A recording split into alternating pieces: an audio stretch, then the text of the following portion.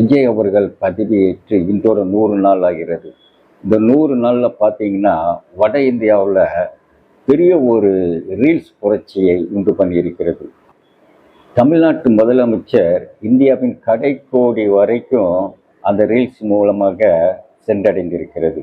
அவருடைய பேர், அவர் என்ன செய்கிறார் அப்படிங்கிற விஷயத்தை அருமையாக பரப்பி வருகிறார்கள். இதில் 70% போலி செய்திகள், ஒரு 30% 100 நாள் ஆட்சியில் அவர் என்ன பண்ணாரோ அதை சில விஷயங்களை பேசியிருக்கிறாங்க.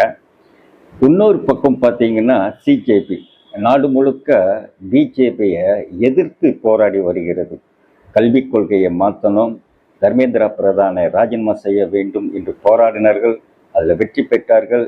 இப்பொழுது இந்தியா முழுக்க பள்ளிகளை தூய்மைப்படுத்துங்கள் என்ற ஒரு நிகழ்வை நடத்தி கொண்டிருக்கிறார்கள். அதில் அவர்களுக்கு ஏற்படும் பாதிப்பு என்ன? ஆளுங்கட்சியை எதிர்த்து போராட்டம்னா சாதாரண விஷயம் கிடையாது. அதில் எவ்வளோ பாதிப்பு வருது அப்படிங்கிறத நாடு முழுக்க ரீல்ஸாக போடுறாங்க. அதுவும் மக்கள் மனசில் நல்ல தாக்கம் இருக்குது.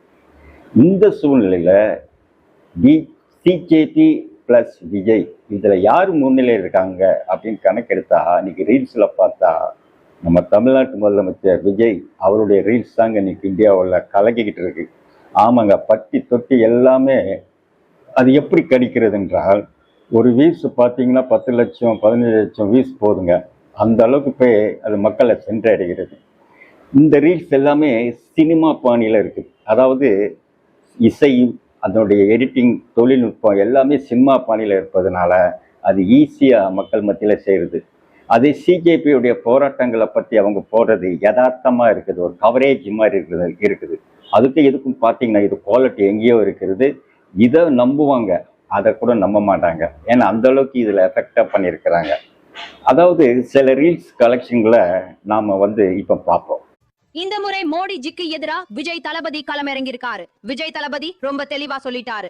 ஏன் மாநிலத்துல பெட்ரோல் இல்ல டீசல்ல எத்தனால் கலந்து வித்தா ஞாபகம் வச்சுக்கோங்க, ஏன் மாநிலத்தோட்டோட ஒரு பைசா வரிய கூட நான் தரமாட்டேன்னு. இதுதான் ஒரு முதலமைச்சருக்கு அழகு. நான் என்ன சொல்றேன்னா, வர 2029ல விஜய் தளபதியையே பிரதமராக்கியிருந்த பயந்தோமோ அதுவே நடந்துவிட்டது. தமிழ்நாட்டு முதல்வர் விஜய் தளபதி மீண்டும் ஒரு முறை தனது முடிவால் ஒட்டுமொத்த தமிழ்நாட்டையும் ஆச்சரியத்தில் ஆழ்த்தியுள்ளார். உண்டியல் கோவில்களில் இருக்கக்கூடாது என்பது அவரது முடிவு. உண்டியல் பள்ளி, கல்லூரி மற்றும் மருத்துவமனைகளில் இருக்க வேண்டும். ஏனெனில் கடவுளுக்கு பணம் தேவையில்லை. பள்ளியில் நல்ல கல்விக்கும் மருத்துவமனையில் நல்ல சிகிச்சைக்கும் தான் பணம் தேவைப்படுகிறது. இந்த மாற்றம் தமிழ்நாட்டில் மட்டும் ஏன், இந்தியாவின் அனைத்து மாநிலங்களிலும் நடக்க வேண்டும் என்பது எனது கருத்து. உங்கள் கருத்து என்ன? अच्छा ये बताओ, नेक्स्ट पीएम कौन होना चाहिए, मोदी जी या विजय थालापति? விஜய் தளபதி. இது உண்மையா பொய்யா உங்களுக்கு தெரியும். இதை பார்த்தா இது பொய்ன்னு தெரியுது. ஆனால் வட இந்தியாவில் இது யாருக்கு தெரியும்? யாருக்கும் தெரியாது. உங்களுக்கு உதாரணத்துக்கு 2 வீடியோ தான் நான் காமிச்சிடுறேன். நிறைய வீடியோ இருக்குது, அதை பற்றி பேசினா நேரமாகாது. இது எப்படின்னா, மோடிஜி அவர்கள் குஜராத்தில் முதலமைச்சராக இருக்கும்போது என்ன பண்ணாருங்கன்னா, இதே மாதிரி தாங்க குஜராத் மாடல்னு சொல்லி சோசியல் மீடியாவில் இந்த மாதிரி ரீல்ஸுகளை பரப்புனாங்க.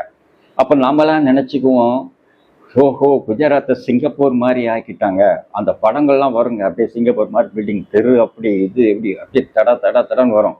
ஆஹா ஆயிடுச்சோ. அப்புறம் இன்னொரு ரீல்ஸும் போட்டாங்க, குஜராத்தினுடைய மாநில கடனை எல்லாத்தையும் அடைச்சிட்டாரு, மீதி உள்ளதை காசை கொண்டு போய் வெளிநாட்டு பேங்க்ல போட்டு வச்சிருக்காரு. எதுக்குன்னா குஜராத்தினுடைய செக்யூரிட்டிக்காக. அப்படிலாம் சொல்லி ரீல்ஸ் போட்டாங்க. நம்ம நம்பணும், ஆகா இவரெல்லாம் பிரைம் மினிஸ்டராக வந்தால் எப்படி இருக்கும், வந்தால் அவ்வளோ நல்லா இருக்குமே அப்படின்னு நம்ம கொண்டாடணும். அதே மாதிரி அவங்க இந்தியா முழுக்க அந்த ரீல்ஸ் கொண்டு போய் சேர்த்துது. அப்புறம் அவர் பிரைம் மினிஸ்டர் வேட்பாளராக வந்தோடனே நம்மலாம் ஆசைப்பட்டு ஓட்டு போட்டோம்.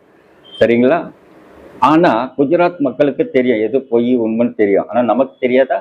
நம்ம நம்பணும். நம்ம அரசியல்வாதிகளே நம்பினாங்க, நம்பி மேடை தோறும் பேசினாங்க, குஜராத்தில் பார் மோடி எப்படி வச்சிருக்கிறாரு, இங்கே என்ன நிர்வாகம் நடக்குது ஆவுன்னு சொல்லி திட்டினாங்க. அந்த அளவுக்கு அந்த ரீல்ஸ் எல்லாம் பாதிப்பை உண்டு பண்ணிச்சு. அவர் பிரைம் மினிஸ்டர் ஆகிட்டார். அதே பாணி தாங்க இன்னைக்கு விஜய் அரசும் கடைப்பிடிச்சு இன்னைக்கு கடைகோடி இந்தியா வரைக்கும் இதை கொண்டு போய் சேர்த்துச்சு. சிஜேபி பாருங்க, அவங்களும் ஒரு இதே மாதிரி ரீல்ஸ் போடுறாங்க. இது யதார்த்தமான விஷயங்கள். இது சினிமா பாணி கிடையாது. ரியல் எப்படி இருக்கோ அதே மாதிரி இவங்க காட்டுறாங்க. பள்ளியை சுத்தப்படுத்துங்கள் திட்டத்தின் மூலம் பிஜேபி தொண்டர்களிடம் நேரடியாக மோதுகிறார்கள். இந்த சிஜேபியின் உழைப்பு விஜயின் ரீல்ஸ் அதிரடியில் தாக்கம் கொள்ளுமா, எதிர்கொள்ளுமா? இது யதார்த்தமான விஷயங்கள். இது சினிமா பாணி கிடையாது. ரியல் எப்படி இருக்கோ அதே மாதிரி இவங்க காட்டுறாங்க. இது ரெண்டும் மேட்ச் பண்ணும்போது இப்போ சிஜேபியோடைய அந்த ரீல்ஸ் கீழே இருக்குது, இவங்களது மேலோங்கி இருக்குது. அவங்க ஒரு ஒரு நாளைக்கு 1000 ரீல்ஸ் ரிலீஸ் பண்ணுறாங்கன்னா இவங்க 10,000 ரிலீஸ் பண்ணுவாங்க போல. அந்த அளவுக்கு எஃபெக்டிவா போகுது. எதை தட்டினாலும் இதுதான் வருது, விஜய்ன்னு சொல்லி. ஸோ ஒரு மாசை கிரியேட் பண்ணிட்டாங்க. நீங்கள் நினைக்கலாம் இப்படிலாம் பண்ணி பிரைம் மினிஸ்டர் ஆயிர முடியுமா, என்ன இந்த கட்சி தமிழ்நாட்டுக்குள்ளே தானே இருக்குது அப்படின்னு நினைப்பீங்க. அப்படிதான் நாமெல்லாம் நினைச்சோம்.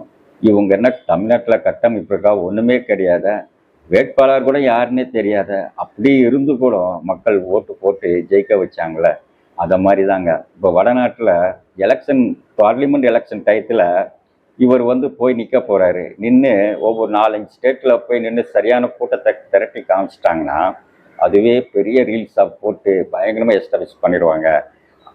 இந்த சின்னம் என்னன்னு தெரிஞ்சு அந்த இடத்துல ஒரு ஆளை வேட்பாளரை நிப்பாட்டாங்கன்னா கண்டிப்பாக மக்கள் அந்த வேட்பாளரே தெரியாது, யாருமே தெரியாது, ஓட்டை போட்டுருவாங்க. அந்த மாதிரி போட்டுருவாங்க. ஏன்னா அதை மாதிரி நாம் தமிழ்நாட்டில் அனுபவிச்சிருக்கோம், நடக்கும்.